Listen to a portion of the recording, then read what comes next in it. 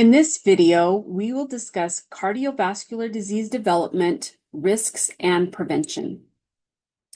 One type of cardiovascular disease is atherosclerosis, or the buildup of plaque in an artery. Plaques are made of fatty material containing cholesterol and minerals. Plaques generally develop when some sort of damage or inflammation occurs in the artery. Inflammation of the artery can come from hypertension or high blood pressure, toxins such as cigarette smoking, diets high in saturated fat, or high LDL cholesterol levels. The lipoprotein LDL, often called LDL cholesterol or the lousy cholesterol or bad cholesterol, can cause artery damage because it can be oxidized. When the artery is damaged, the body starts processes to fix that damage. White blood cells, called macrophages, try to remove the oxidized LDL cholesterol. As the macrophages engulf the LDL, they become foam cells which oxidize. Then the body sends platelets to the damaged area. Platelets are blood cells involved in blood clotting, and they are sticky, making an environment where cholesterol and minerals can stick together. This sticky clot can attract foam cells and minerals, which together cause plaques and hardening of the arteries. In advanced stages, the plaques can lead to restriction of blood perfusion to the arteries of the heart, which can lead to a heart attack because the heart is not receiving oxygen or other needed substances from the blood. Now, there are major risk factors for developing heart disease, which include smoking, having high blood pressure, diabetes, and being older than age 65. In addition to these major risk factors, there are things that can enhance your risk for developing heart disease, such as a family history of premature heart disease, that is, having heart disease before age 45, having persistently elevated LDL cholesterol levels above 160 milligrams per deciliter, having chronic kidney disease, having an inflammatory disease such as rheumatoid arthritis or chronic HIV, or persistently elevated triglyceride levels above 175 milligrams per deciliter. Additionally, there are some contributing factors for developing heart disease, and these include things such as a diet high in calories, saturated fat, sodium, and added sugar, a diet low in fruits and vegetables, being inactive, having excess body fat, and males are just a higher risk than females for developing heart disease. Some other risks to consider are your blood levels of cholesterol.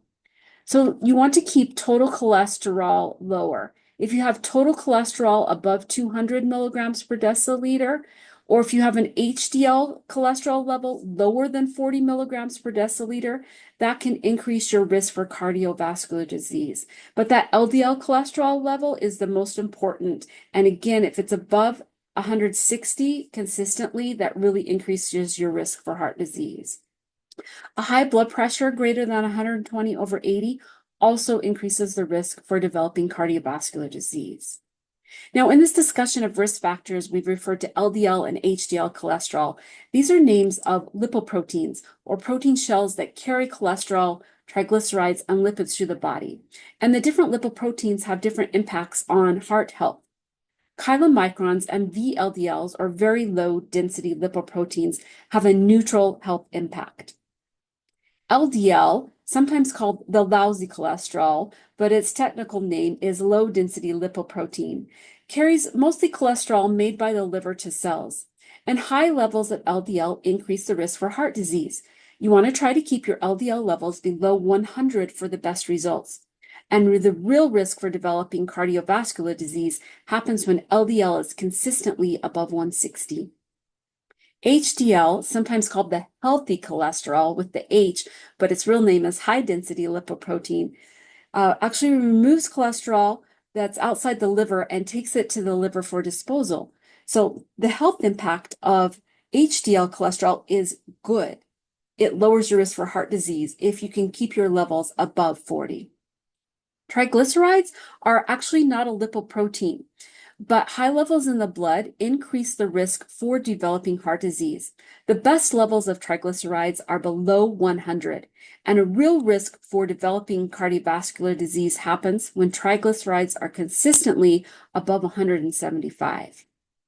Now, diet-wise, you can do some things to reduce your risk of developing heart disease.